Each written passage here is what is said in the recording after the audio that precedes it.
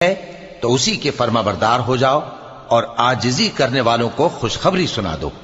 ये वो लोग हैं कि जब अल्लाह का नाम लिया जाता है तो उनके दिल डर जाते हैं और जब उन पर मुसीबत पड़ती है तो सब्र करते हैं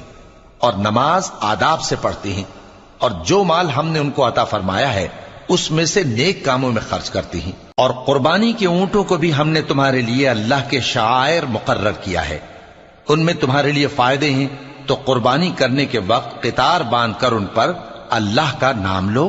फिर जब पहलू के बल गिर पड़े तो उनमें से खाओ और कनात से बैठ रहने वालों और सवाल करने वालों को भी खिलाओ।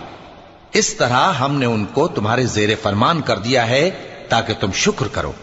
अल्लाह तक न उनका गोश्त पहुंचता है और न खून, बल्कि उस तक तुम्हारी परहेजगारी पहुंचती है।